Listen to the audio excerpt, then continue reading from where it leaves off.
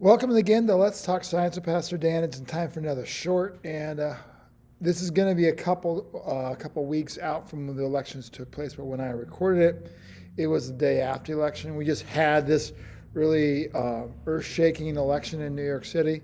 I'm going to be honest with you, I'm not going to go to New York City for a while just because I'm a little concerned.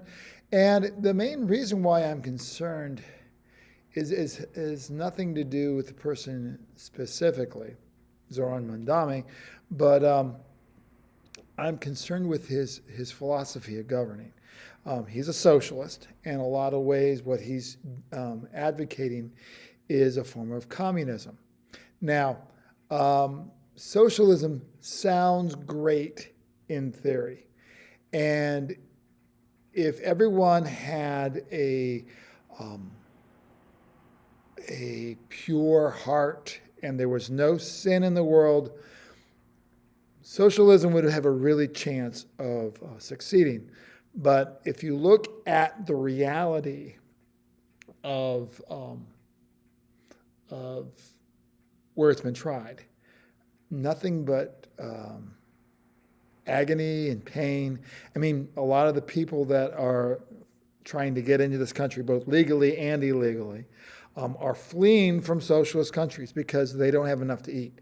Oh, it's just not been tried right. Well, when you've been doing it since the late 19th century, and we still don't have an example of where it works.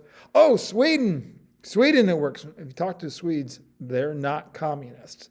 They're not socialists. They have socialist aspects, but they still have a capitalist society. Capitalism is not the panacea. It's not perfect. Again, same reason that socialism doesn't work is why capitalism isn't perfect, because we're human. We have a sin nature. I do like to point to a research study, or at least a annotated story that was presented. There was a college course one time where the students really believed that socialism was the best process. So the professor said, okay, well, I have an idea. Let's apply socialism to your grades. And what we're going to do is everyone's going to get the same grade. So they come in the first test, the top students work really hard, and everyone gets a 75. Now, the kids who did squat are going to be like, yes, we got a C, and they didn't do anything. The students that worked really hard are beginning to get annoyed.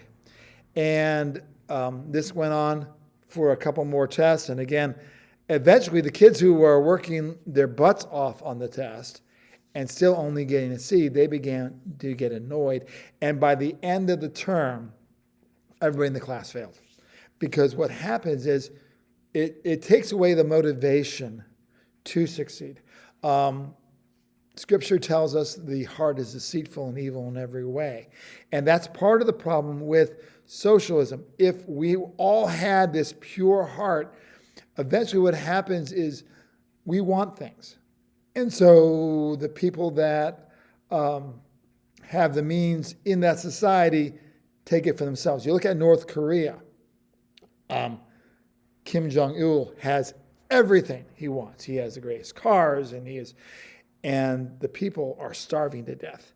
Now, I'm not saying every socialist society is in that same vein as North Korea, but there is Venezuela, a lot of resources, because the fact that it takes away the motivation to succeed, you end up with the economy totally tanks.